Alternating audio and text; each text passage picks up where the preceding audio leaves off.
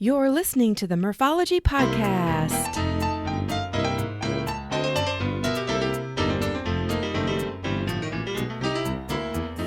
Thanks for tuning in to the Morphology Podcast. AKA Murph here to share interviews about biking experiences from cyclists who have pedaled to places all over. Each week we'll get to know new people and explore new destinations to ride your bike. As you listen to these adventures, you may wonder, why haven't I done that yet?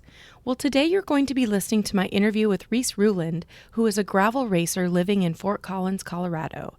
She has a love for endurance racing that began as an ultra runner. Along the way, she's had great opportunities to connect with inspirational guys like Alan from Scratch Labs and work with bicycle companies like Specialized before settling into the life of biking in Colorado. She works and trains hard, and it shows. She's kicking ass in the sport of gravel racing and has a fleet of Cervelo bikes to prove it. Along with a sponsorship from Cervelo, she's also sponsored by others, including Fat Tire, which is a tasty craft beer made by New Belgium Brewery. Reese not only has a lot of passion for her sport, she also has passion for the cycling community through some pretty cool organizations like the Cycle Effect. It's obvious she contributes a lot to the gravel community, so here is Reese to talk gravel, nutrition, and her French Bulldog loaf. Enjoy. All right, well, on the show today we have Reese Ruland. Hey, Reese, how are you doing? I'm doing really well. How are you doing today? Good. And we talked a little bit before I pushed record, and I made the funny, or at least it's funny to me, that I feel like I've known you because I follow you on Instagram, and you are so hilarious and animated and full of like good stuff. So I appreciate it, and I value our fake friendship that we have. I love it. Although you don't know good. me, I feel like I know a lot about at least your Instagram self. Yeah, which is, so sometimes so different Right. than our true selves, or at least we show people. No one hangs their dirty laundry out to dry. But, Right. Yeah, I would say like my personality is likely not different. I'm like from the East Coast.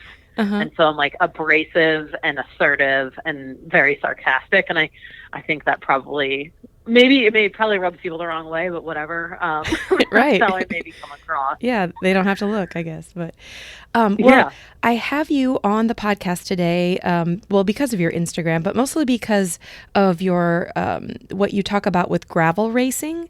And so hopefully you have a lot of information and adventures that you can share with us. But getting into gravel racing, tell us a bit about where you live now and what the cycling culture is like there. Yeah, so I live in Fort Collins, Colorado, which is about, it's like an hour and 15 north of Denver. But I'm originally from the East Coast, so like very different style of riding there. And in Fort Collins, the culture for like cycling is incredible. And I think that's primarily the reason why I stayed within cycling. I think I was an ultra runner before this, doing ultra marathons, and I liked that community. And then you realize that running 50 miles all the time is kind of hard. And so endurance cycling seemed like another masochistic way that I could, kill my time. Right. And turns out like the cycling community in Fort Collins is just like second to none. Like the people there are so supportive, so nice. It's not elitist or, it's not snobby, which I really enjoy. It's just like, go ride however you want, wherever you want, have fun. The gravel roads in general there I love them. The gravel is very different than like Kansas. It's a little easier until you get to the mountains, but that's not Fort Collins. But yeah, if we go east towards, Kansas, Nebraska, obviously, like it's pretty flat, rolly-ish, but super fun. There's a place east of Fort Collins called Pawnee Grassland. And I recently did like 100 miles out there, and it's like this protected grassland that touches Colorado, Nebraska, and Wyoming. Oh, wow. Or at least you can make a route. We made a route that goes into all of them, which was pretty cool to do. And it's an hour from my house. And then of course, like you can head west and go up to Red Feather Lakes, which is a really weird, eclectic mountain town. That's not like a mountain town. It's like a mountain village, and there's tons of dirt roads up there. You just got to be in for a long day. Mountains are always harder than you are imagining. Like Strava, whatever tells you, whatever route you've planned, it's like 5 hours. It's like, that's not right. It's got to be like 8. And the nice thing about, Fort Collins, well, let me back up. I live in Iowa, and the town that I live in, we literally have a mountain, but it's called Mount Trashmore because it's a landfill. Oh my God. So, and we're talking, the elevation is 800 feet. So I do I brag that I, have a great view of a mountain out my condo, but it's probably not the same as the views that you have in Fort Collins. No, slightly different. I am, it's interesting, and this is off topic for cycling, but, before I moved to Fort Collins, I was going to college in Washington, D.C., and I saw the light, and I was like, all right, I'm going to go to Colorado State University, and I graduated in 2010, which makes me old at this point, but I tried moving away from Fort Collins like multiple times, and I've lived in like 17 different places before I was like 30. I was like a bit of a nomad, and then for Fort Collins, for whatever reason, and especially maybe just Colorado, but definitely Fort Collins, I've tried leaving 3 different times, and every time I've come back, and I think you just get to this point of just acceptance. Like I literally have found like the perfect place for me and like my personality and my activities, and it really is like a oasis for someone that is a cyclist and a trail runner. Nice. And who loves beer. I was going to say, I don't know if you're a beer drinker, but I believe Fort Collins is the home of New Belgium Brewery, right? Yes, they are one of my very generous sponsors. So excellent. Yeah, so Fat Tire sponsors me, and so I get a bunch of beer, and I love that company and the people and just everything they've done to support the cycling community. Yeah, I have a New Belgium Cruiser hanging in my living room because it matches my furniture. So it's like That's awesome. It's That's like so cool. An art piece that I suppose I could get it down and ride it if I really wanted to. But I was lucky enough to go to Fort Collins and get the VIP tour at New Belgium. Yeah. Oh my gosh, I'm jealous of where you live, but I guess it's my choice to not live there. But anyway, back to biking. What was your motivation to get back into cycling as an adult, or maybe you never stopped cycling? Yeah, it was like a weird path that was disjointed. And in college, I bought like a crap bike from like Walmart, and it got 2 flat tires on the first day I rode it to class. And my sister was like, no, you've got to get a road bike. So I bought one. It was like a Jameis Ventura Sport or something, and it was $700. And I was like, oh my God, this is the best, most expensive bike anyone has ever owned. And I was so possessive of it. I still have that bike. Oh, nice. But then I just kind of I would skip class to ride and whatever. But when you train for like ultra marathons, like you just end up running all the time and have no energy for anything else. But so it just went away for several years, and then I think it was in 2014. I'm friends with Alan Lim, who founded Scratch Labs. I'm not sure if you're familiar with them. And Alan, wonderful guy, just so nice and funny and positive. And I don't even know how we were talking. We were making like rice cakes. And he was like, hey, I have a Cannondale CAD 10 for sale if you wanted to buy it. And I was like, oh, okay. I'll check it out. And it was like $1,200. It was super nice. It was never ridden. And so I ended up buying that. And again, I was like, this is the most expensive bike ever. And once I got that bike, it was like everything happened after that. Like I got that bike. I started working at a bike shop. All of my friends became cyclists. I was super ingrained in that community. And then a woman who's become one of my closest friends now is, at the time, she was a sales rep for Specialized, and now she does marketing for them. But she was like, you need to go work at Specialized. And so within like a month, I was hired and I moved to California. And works at headquarters in global marketing, and it just progressively snowballed, and I kind of attribute most of it to Alan. Mm-hmm. So I am like forever indebted to him, whether he wants that or not, because he's honestly like shaped most of my life after, for the past 6 years. How cool is that? And we should point out what Scratch Labs is, because if people don't know about it, first of all, shout out to Scratch Labs, but go ahead. Yeah, so Scratch it started off as a hydration company, and mostly just making drink mixes to replace all the electrolytes that you lose through sweating and activity.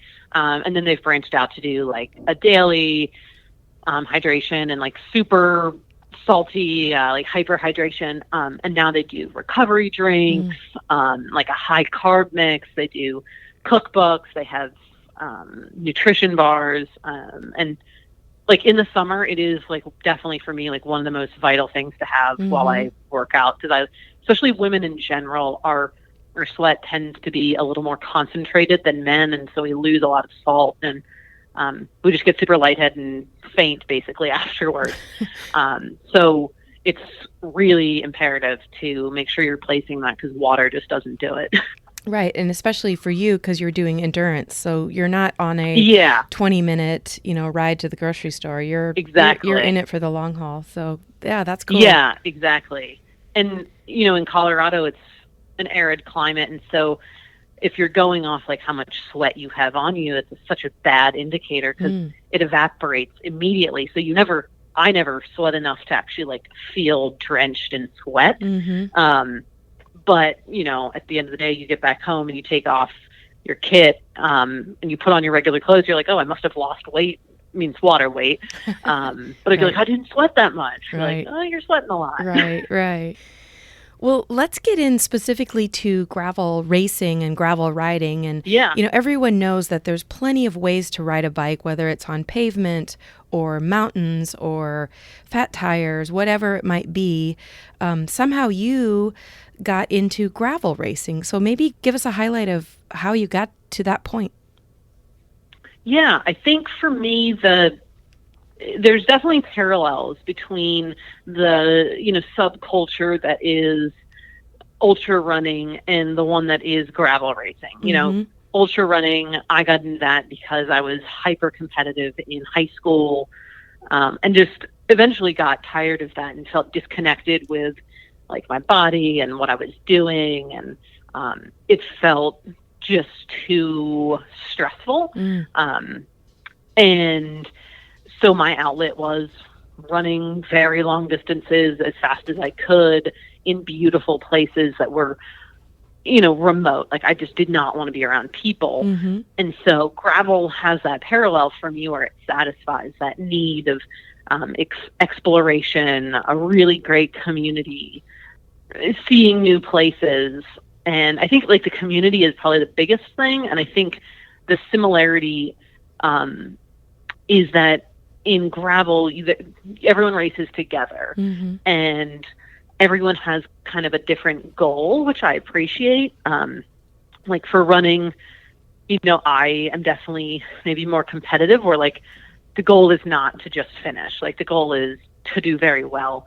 But there are people that are like, I just want to finish running 50 miles. And same with gravel. Like you can be someone that's like, I want to win this, or you can be like, I just want to feel very satisfied with the accomplishment and myself. And like, I love that you can just make it whatever it is you want it to be. And I have never actually been in a gravel race, but from what I see, it's just such a different experience than like a Tour de France kind of road racing. Yeah. I mean, you're, like you said, you probably have enough time that you can interact with the people around you. You're not like, shoving elbows trying to get to a good position. Absolutely.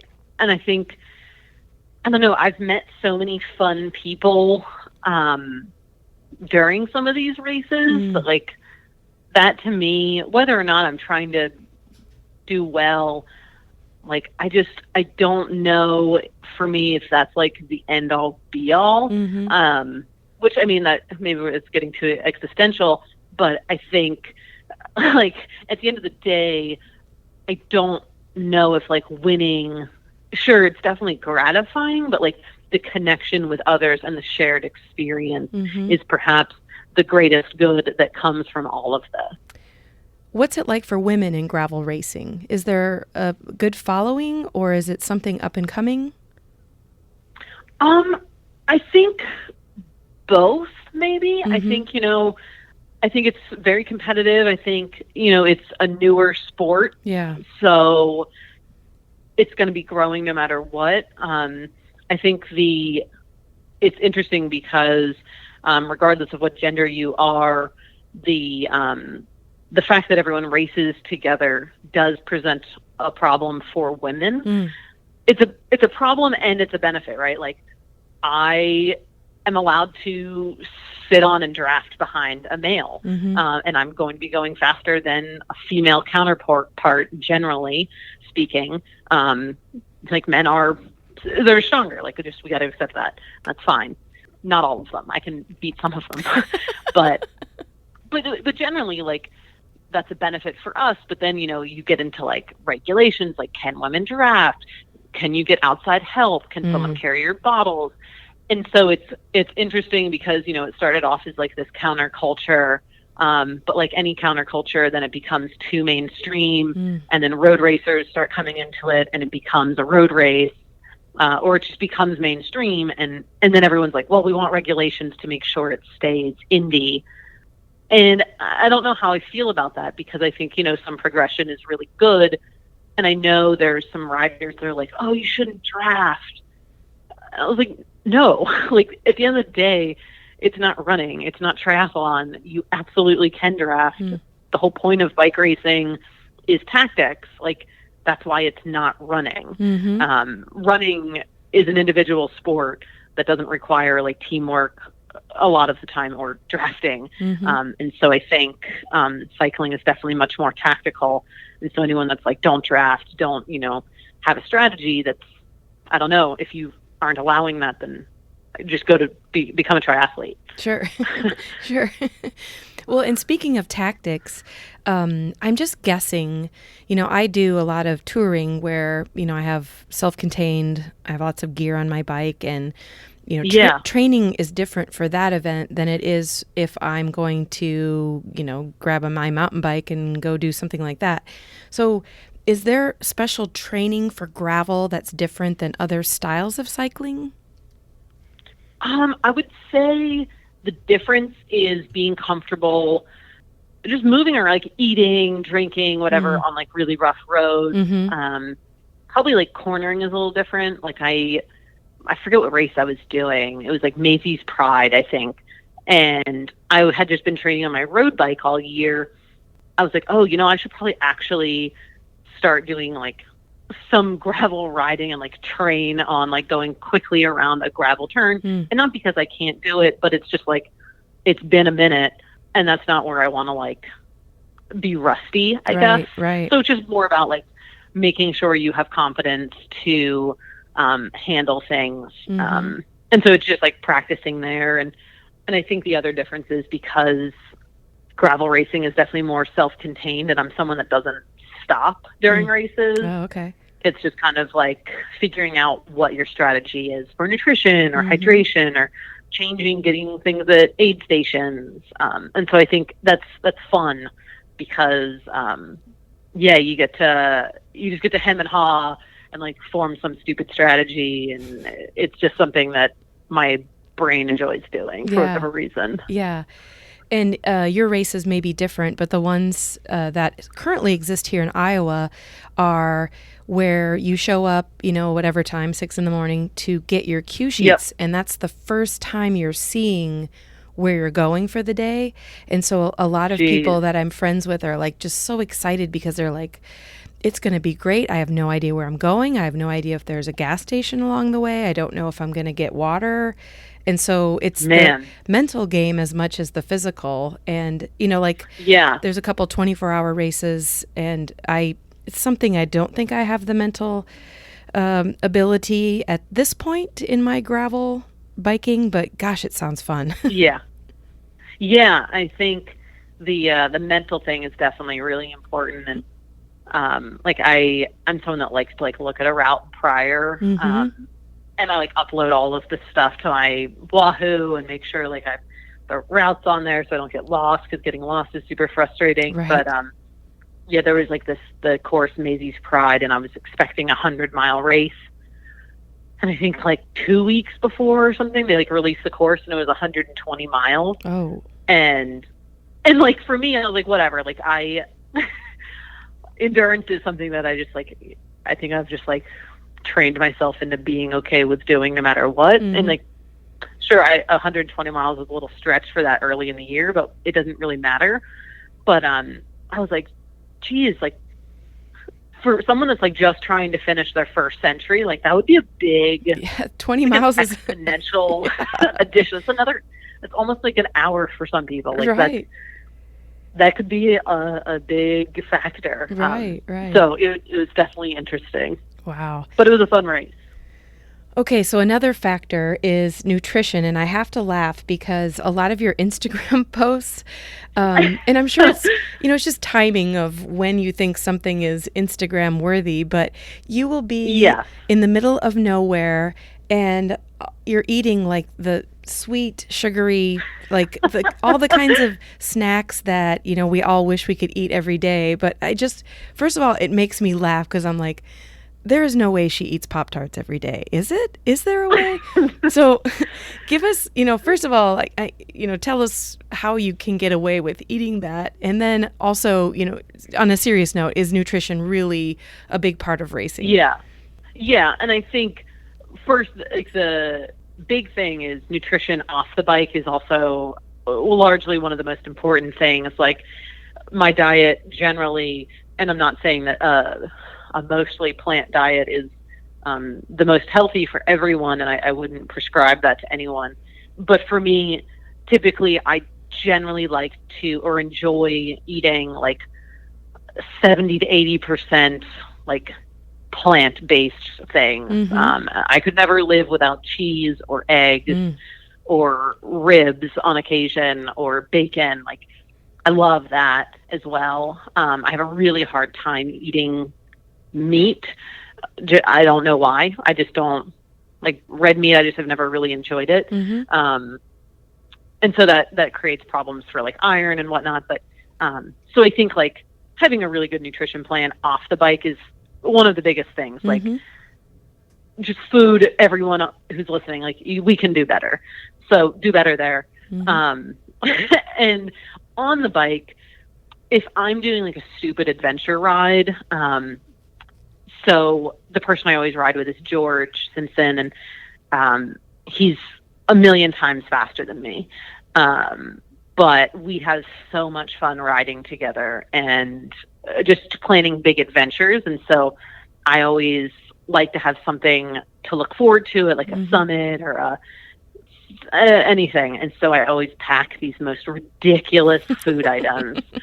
And I was like, are you ready for like treat break? And he has no idea what we're going to have. And I like take out some massive, like 600 calorie honey bun, which like in any other setting is disgusting. Right. Even the tea. Yeah. Yeah. Like it's just so much. Like we would never eat that in like my waking normal life. But we just like think it's funny and we're not going fast. And so for adventure, whatever ride. Yeah, I'm going to eat whatever I want. I don't care. And I think for racing, it's totally different. Like, right. Scratch Labs makes this high carb, like high calorie drink for when it's harder to eat. And it's better to drink your calories some of the time, which I'm normally not a proponent of drinking calories. I'd rather eat. That's super helpful. Easy to digest things. Like I have a really finicky stomach, and this comes from maybe running that I don't like. I generally forget to eat while I ride, because in running it's a pain in the ass to eat, because you're so much jostling. And so I am a typical, I underconsume, which becomes a problem. But I would recommend any woman, to read Stacy Sims' Roar book. It is phenomenal.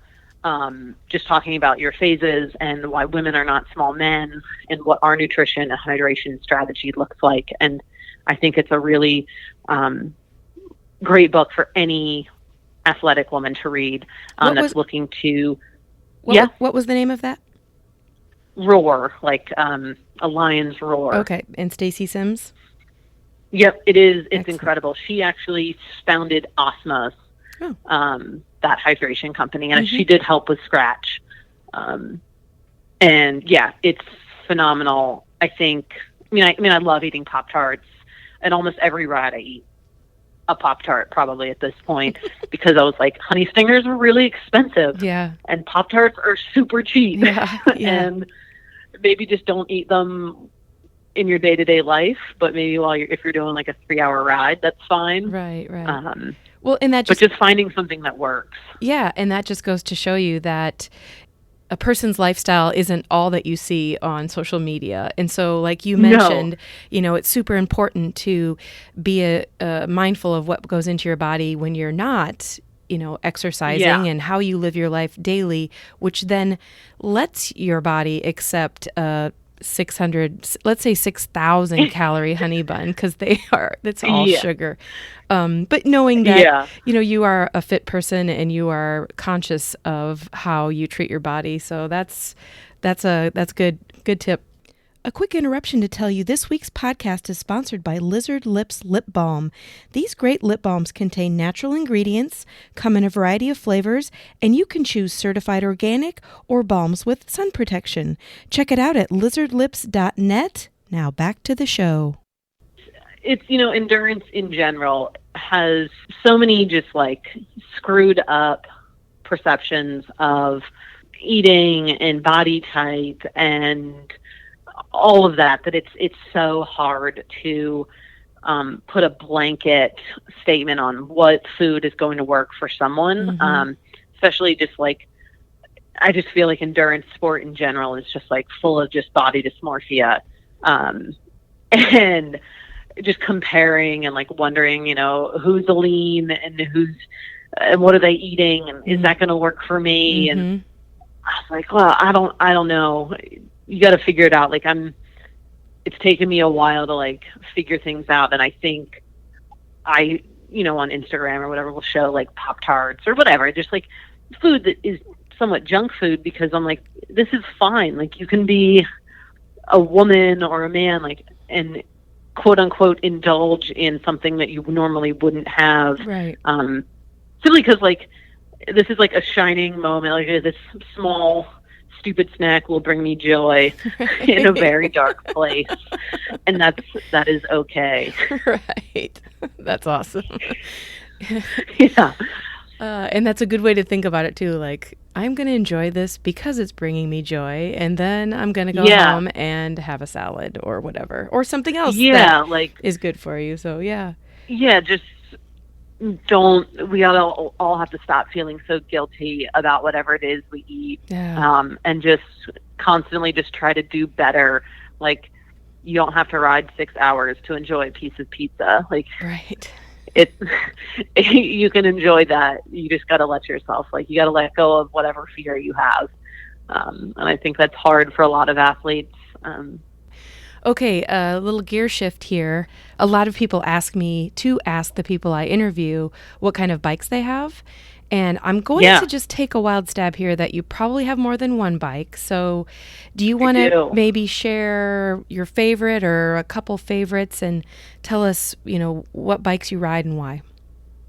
Yeah. So at this current moment, and I will have potentially another one or something by the time this comes out, I'm not sure. But currently I have 2 Asperos, which are Cervelo gravel bikes. One is a 650D GRX build that is like very good for sand, big mountains. It has a dropper post, and that one's name is Comet because it is it's like blue with like splatter all over it, and It looks like I don't know, like a Cosmo kind of bike. Nice. And then my main gravel bike is a gold Aspero that I've named Theo, like theobromine from chocolate, which I thought was funny because I like chocolate.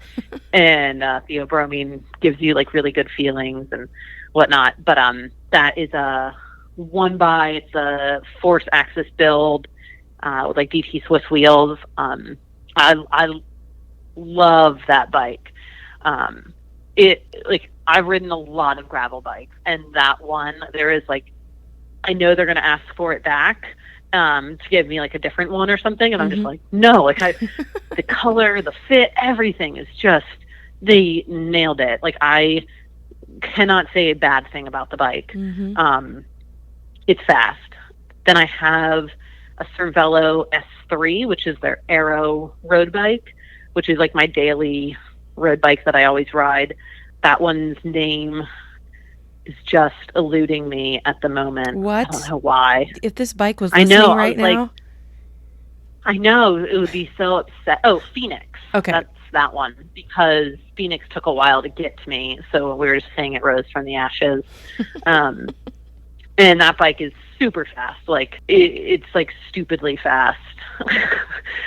So that one's fun. I had an R5 from Cervelo, and that one name was Milo. And that bike was like extremely light road race bike. Oh, and then the old bikes that I don't really ride anymore. I have a custom painted Venge, a specialized Venge that I custom designed while I was working at Specialized.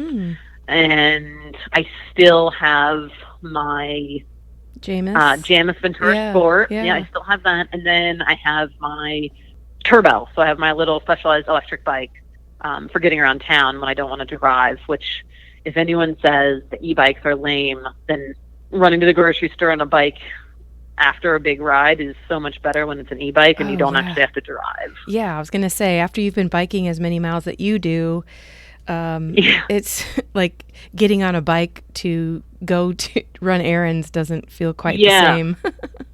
No, it's exhausting. But when you have like a little bit of a pedal assist, it's much better. Yeah. And beats getting in the car and wasting gas. Oh my God, I hate cars. Yeah, me too. Well, what is it about biking or cycling? What is it about it that you love? I think it comes back to like, I'm somewhat of a masochist for endurance sport, and I kind of look at it two ways. One, ultra running and running right now is my independent solo activity that I use to like connect with like myself and nature. And cycling is way more social for me, and it is community. I mean, it's about pushing myself and seeing new places, but it's the people I've met. It's riding with other people. It's a shared experience. That's the most important thing. And it's just easier to explore with someone else than running. And I think I love that more than anything. And of course, like I love training and getting better and getting faster, but I would say that's not my main motivator to ride. It's mostly just having enough fitness to keep up with the guys I ride with.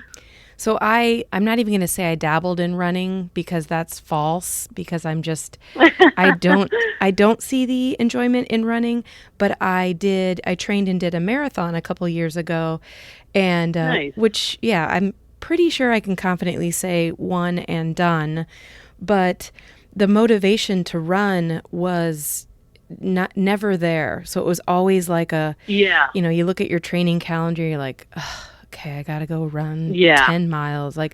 And I knew that I could never get to the point where I enjoyed it. So, obviously I completed the marathon. I'm proud. Yay, me. But then, like you said, when it comes to cycling, I can still go solo and have a blast by myself out in nature. But it's the social side of cycling that really keeps me involved in it. Yeah, absolutely. I think that's extremely important. Yeah, just the people I've met. And I think, I'm sure with you with bike packing, like it is so much fun to plan a trip. Like and just get nitty gritty and like, what am I packing and how's this going to look and where am I stopping and just planning routes. Like it's an obsession piece that like if I don't have another adventure or another project planned, like I feel so aimless. And so it's always like something. I've got to be planning something. And that's probably a big character flaw for myself. But I don't know. It is what it's happening. Yeah, yeah. We are going on a San Juan Huts trip, which guessing you may be familiar with, but we leave from Telluride, Colorado, and mountain bike to Moab, Utah. And so there are these huts along the way that are stocked with food and they provide shelter. But beyond that, we're responsible to carry everything. And so this will be like the first time I actually turn my full suspension dropper post mountain bike into a bike packing bike. And so I am probably I'm more excited about figuring out how I'm going to put my stuff on it than I am about actually riding it at this point. Yeah. Like, it's just like, I think that's so fun. How am I going to put a jacket and a sleeping bag in this tiny little bag? Like, it's really been super fun too. So I have a lot of the same. It's great. Yeah, the same joy that you get in planning stuff. So, okay, I stumbled across what's called the cycling effect, and then your name popped up. And you have an organization that you started that kind of goes back to the cycle effect. So I was wondering if you could maybe tell us a little bit about it. The cycle effect I learned about from a friend of mine who she lives in Aspen, and she has a place in Tucson, and she has like a thing called like the Pace Ranch that helps. It like is a place for teams or companies to kind of stay while they're in Tucson and. So anyway, Pam Alexander, she got me in touch with the cycle effect because I went to her. I was just like, I need to find like a local nonprofit that does something to support women in cycling because I am extremely privileged to have all of the opportunities that I do and the resources and I guess like the platforms that I have to enjoy this sport, and it has impacted my life in such a huge way that you get to a point where you're just like, you need to give back. Like I need to at least try to repay some of the debt that cycling, that I have to cycling. And so I started talking to the Cycle Effect, and they're growing in Colorado, and they're in the Mountain West. So it's like Summit County and Vail, Eagle, and Grid Junction. And they help basically young girls, generally in minority groups, learn mountain biking skills, but also life skills. It's learning about responsibility and, focusing on school and going to college if you want to do that, and helping them kind of achieve their goals. And cycling is just kind of like a really good metaphor and a really good teaching tool for them. And so I was like, how can I don't just want to give money to a company. That seems like a cop-out. And so I talked to them and we were like, okay, let's try to do an event. And, I love showing people Fort Collins, like anytime, even people on Instagram that are like, I'd love to come ride there. I'm like, yes, please do. I will meet you. I will ride. And I was like, oh, let's do a ride in Fort Collins. But, with COVID, I decided to change the ride to a virtual challenge, but it was going to be donation only. And then all of my sponsors like Wahoo, Topo Designs, Outdoor Voices, Cervello, Scratch, Velocio, all of them like immediately when I told them are like, yeah, what do you need? We'll give podium prizes, anything. Fat Tire is going to give like beer to everyone. But now with the virtual challenge, we're just going to build awareness around the foundation, encourage people to donate, do like a picture kind of scavenger hunt challenge, and then I'll just completely subjectively pick a male and female winner and send them a ton of prizes. Nice. Which will be great. And I think, the Cycle Effect cared less about how much money they're going to raise and more about just gaining awareness through the community so that people know that they're out there. And since now you're doing it virtually, can people outside of Colorado participate? Yep, absolutely. It is. So I guess like the scavenger hunt things, you just have to take pictures of and prove that you've ridden at least 50 miles. Mm-hmm. You've made a donation to the Cycle Effect, and it can be anything. It can be $1. Mm-hmm. And then take a picture of you like eating a Pop-Tart, Yes. you with a bike against like a porta potty or something. Mm-hmm. And then just, tag me, the Cycle Effect, and then use like the Old Flowers Off-Road hashtag. And that way on like August 22nd, you should do that. And then August 23rd, I will say who the winners are, and then, get their contact information and send them everything. Mm-hmm. Mm-hmm. So August 22nd. Anywhere in the U.S. August 22nd. Yep, everybody, August 22nd. Everybody get training. Yes, you have to do only 50 miles. It's way easier than the route that it was going to be. So I will go and do the Old Flowers route with a few friends. I just didn't feel that it was like essential for people to travel, and I just couldn't justify putting people at risk. Right. I'll try and get a photograph of myself at the top of my mountain here in town, the mountain of trash. Yes, I would love it. Eating a Pop-Tart. Oh, yes, eating a Pop-Tart. I wonder if there is a porta potty up there. Oh my gosh. There you go. The trifecta you right nailed there. It. I just have to figure out how to get 50 miles out of it because that particular location is like 1 mile from my house. But it could be the end of the ride. Who knows? But okay, so you mentioned bikes against a porta potty, and another thing that makes me laugh about you is that I don't know how often you run into porta potties, but there's lots of photographs of bikes in front of porta potties. So I'm assuming there's a story behind it. And I was just going to jokingly ask you if you've ever considered doing like a coffee table book or a calendar of these photographs. Well, it's funny because like I always joke about doing those, and like people on Instagram are like, "Wait, this one's going to be great for your coffee table book." And so like, part of me is like, I should just do it because that would be so like I would get a kick out of it. And like some of my friends, they gave me a gift that was like a wall calendar of porta potties from like, the summits of mountains, like beautiful areas.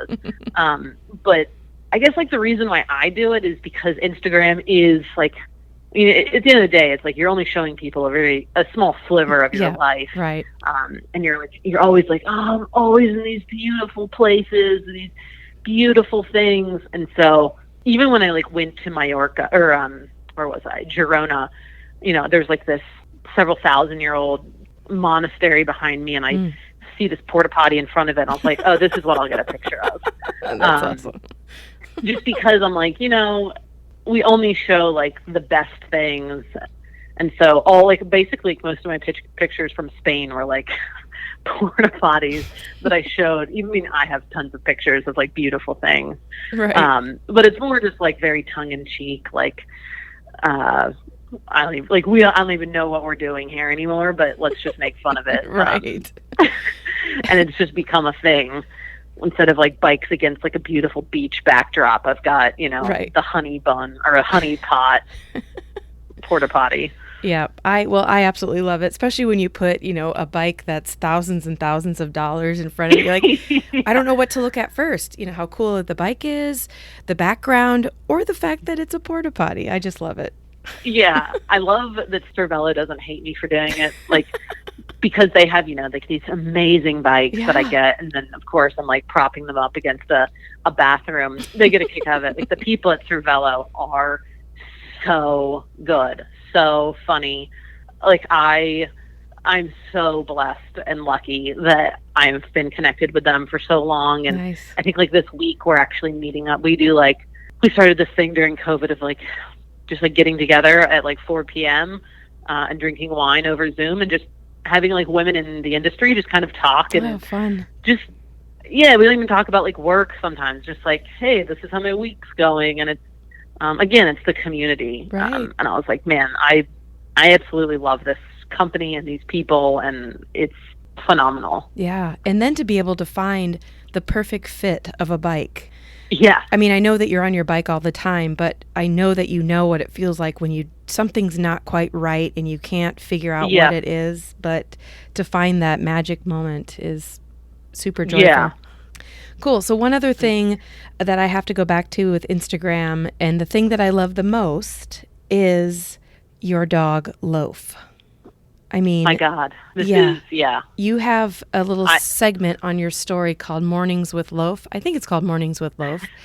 And yeah, every morning I post a video of Loaf. yeah, and I don't actually get on Instagram every single day, so I'm very like I'm sad if I've missed some really good ones, but this dog of yours, I mean, tell the listeners what kind of dog it is and just Yeah, how amazing this dog is.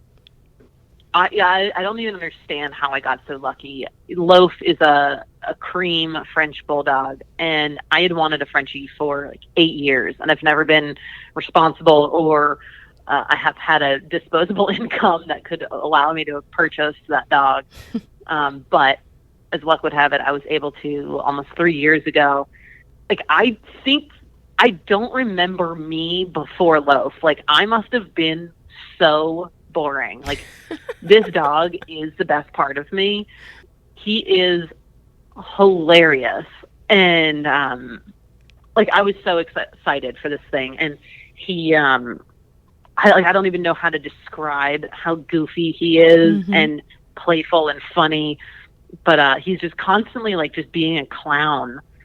And every morning, just, like, seeing him, like, it is like Christmas for me. Waking up and seeing my own dog.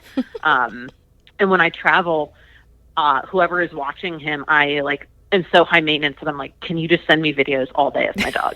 Like, Nice. I need this to get through. Yes. And it's interesting because like I'll have people on Instagram, like if I've left on a trip and I haven't done mornings with Loaf, like they're like, where's Loaf? Right. Like, when do you go home? Like, they miss him as much as I do. Right. And then I've got people that are like, whenever you leave, let me know. I'll watch your dog. Oh my God. It's amazing. He's so, I think like the thing that I love the most is like, and like Instagram is weird, right? Like it's fake. It's, you're only showing people what you want to see, Right. but you know, there are glimmers of hope. Like, it's so cool that you reached out to me, that I've met some incredible people through it. And then, you know, with Loaf, I love it because not only like do I watch my own stories over and over again to see my own Right. dog, Right. but like I've had people being like, he makes my day every morning. Like, I share this with like my family, and I was like, this is so cool. Like, I like my dog. I just want other people to like be happy. Yeah. And like I'm able to like make someone's day 15 seconds brighter. And like if I can do that, done. Like, Yeah. I will put a video camera in front of my dog's face because it's going to make someone else really happy and me. Like, I think that's like the point for me of social media. Just like, Yeah.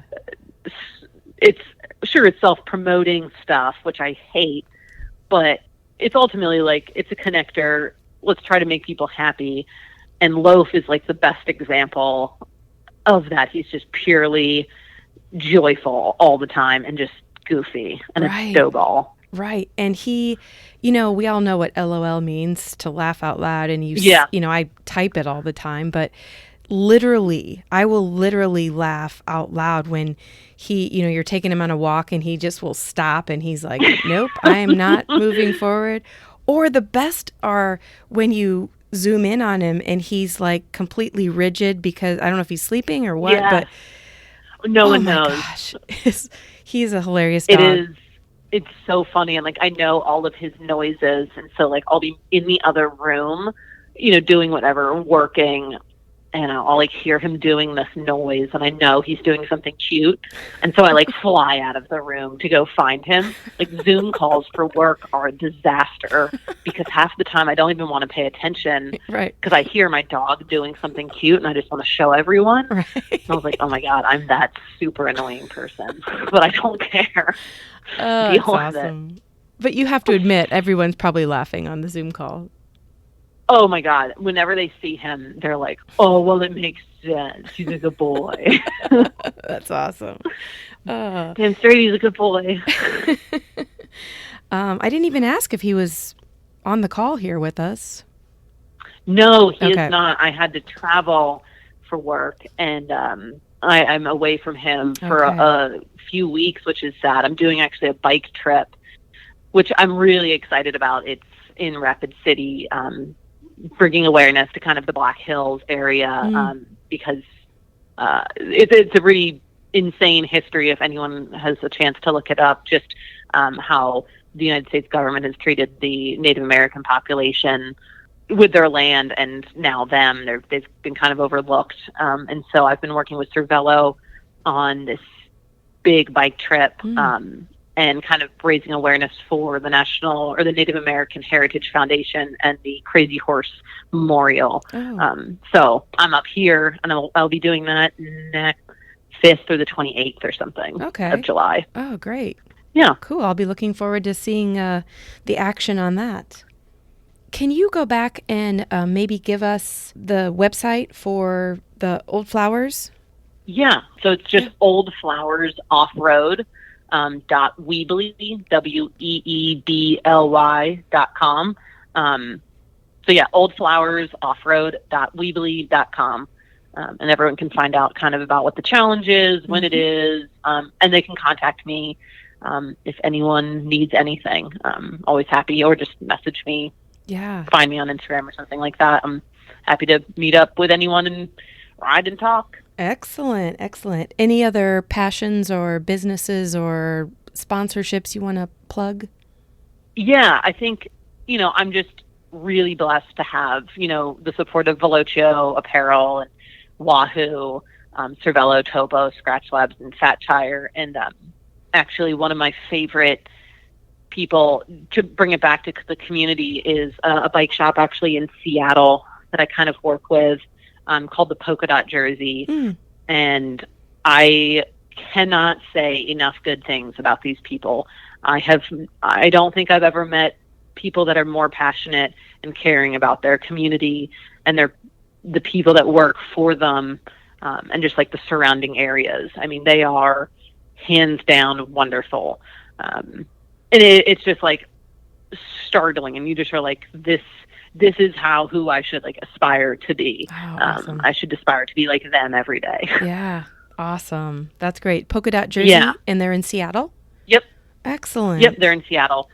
And if you want, I can give you and anyone that listens or like goes on your website, I can give them like discount codes for Velocio Apparel and Outdoor Voices as well. Yeah. I always want to make sure people can get discounts at any time. So excellent. It's the bro deal. Yeah. Excellent. Well, Reese, thank you so much for being on the podcast. I super enjoyed meeting you closer to real life than social media. Yeah. And I wish you luck. I know been canceled on all the races for 2020, or at least most of them. So I'm hoping that you can keep up with fitness and enjoying bicycle so that you can do it again in 2021. Yeah. Thank you so much. And I hope, if you are ever this way, please reach out. I would love to show you around, and I'm just really flattered that you reached out to me. I think I'm pretty average, and so this was very flattering. Awesome. All right. Well, thank you so much. Well, that's it for this week. Thank you so much, Reese, for taking the time to chat today. You are far from average and a very inspiring woman to know. You can check out Reese's August virtual cycling event by going to oldflowersoffroad.weebly.com and find out how you can participate. If you're in Seattle, be sure to stop by the Polka Dot Jersey Bike Shop and tell them Reese sent you. Also, in the show notes, you can find the discount codes that Reese mentioned. As always, if you have a topic or the name of a cyclist you find interesting, email me at murphologypodcast@gmail.com. You can go to murphologypodcast.com to find good info, and I also have a YouTube channel, so if you want to see videos of some of the places I bike, check that out. I'll leave you with this quote from the Unwritten Book of Murphology. This quote comes from Reese's very entertaining Instagram page and is written by Anne Rand. The question isn't who's going to let me, it's who's going to stop me. Think about it.